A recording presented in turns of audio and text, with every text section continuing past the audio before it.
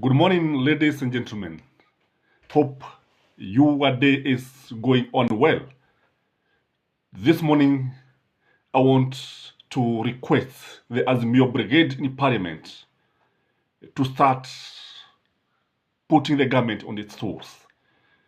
Ruto's government should be kept on its toes because wakilala buge mambo yataenda kobo, mambo yataenda mrama kama tunavyoona sasa. Tunajua ya kwamba dalili ya mvua ni mawingu.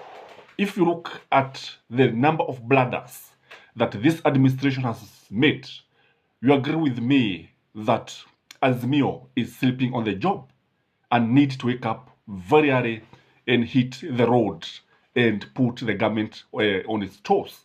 Because for sure, although the elections were rigged, we cannot stay in one place. We cannot say that we are not going to move forward because rigging, I have come to realize in politics, is part of the game. And I think now, even Azimio should plan how to rig the elections in future. Although I still believe that Raila Amolo Odinga and Mother Karua will not agree with me on this. But most governments rig the elections, including the USA and even Germany and Russia. Kwa sababu wasipofanya hivi, basi ni ile chelewa ambayo unapata mwana si wako. Unajua, Raila won the elections. I've said this many times, but he was outwitted in rigging by none other than his greatest competitor. So the reason why I think this government has made several mistakes and why I believe that Azimio should actually start pointing fingers to the government is because of the following reasons. Number one is the GMO bladder. What we have seen Uhuru Muigai Kenyatta banning the use of GMO for 10 years, 10 good years, and we commend him for protecting the people of Kenya.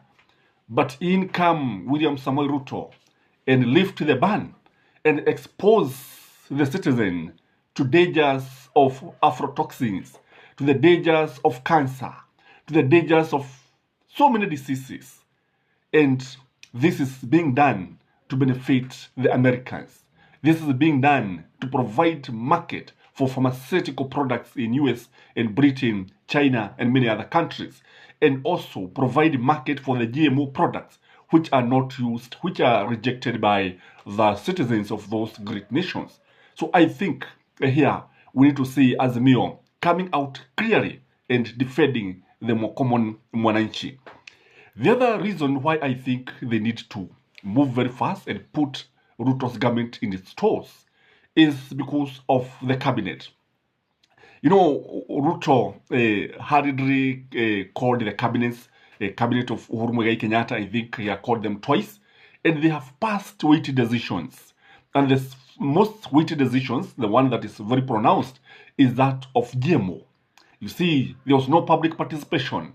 You see, they are not supposed to make such a weighty decision because I've opined in other videos that the cabinet that is there is transition and it is Uhuru's cabinet. So there's no way Ruto can make such weighty decision. Although he is the president, he did not involve the public.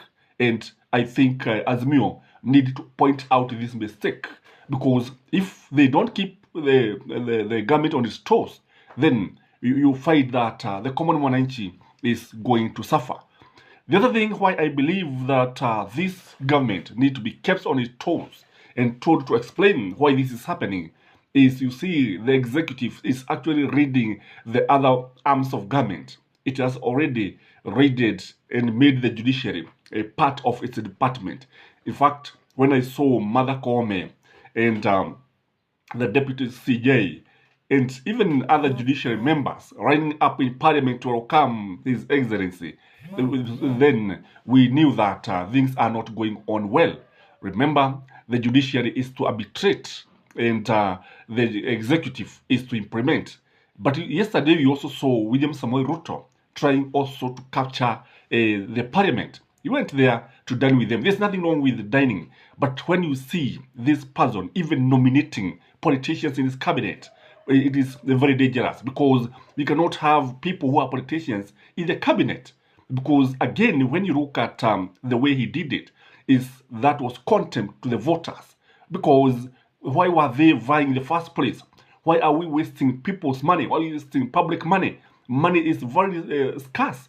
And you see the same government is complaining that ati hakuna pesa, utapata wao ndio ambao wanachukua wale watu na kuleta katika baraza la mawaziri, na sasa wanataka watu warudi kwenye debe, waanze kufanya uchaguzi mwingine, na huku ni kupoteza pesa za umma, ni kama kuaibia umma. That is very, very bad on the part of the government. The other thing is because of Rigathi Gachagua. Rigathi Gachagua has made 3 bladders. The first bladder, in my view, is that of the DCI. Kule kuingilia the DCI kuambia kwamba wasiende katika ofisi za serikali kuchunguza. That is interference of the highest order. In a developed democracy, Gachagua should have resigned by now. Now, the day before yesterday, we saw the DCI coming out very strongly, saying that they are going to investigate corruption. They are not going to be stopped from investigating corruption. So already you can see the office of the deputy president is at loggerheads with the DCI, because what we can say, tunaweza kusema ya kwamba Gachagua anaigilia kazi ambayo si yake, anaigilia kazi ya maafisa wa uchuguzi, jambo ambalo la ujasusi. Kazi ni kazi ambayo wanafaa kuachia maafisa wa kijasusi. The other bladder that Gachagua has made so far is declaring in a national TV that the coffers were empty.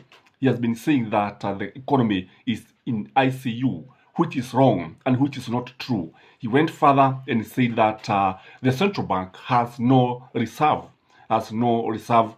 Na hili ni jambo ambalo limefanya wekezaji kuogopa. And what happened? Immediately he said this, the shilling dropped. And this was a big blow to the common mwananchi.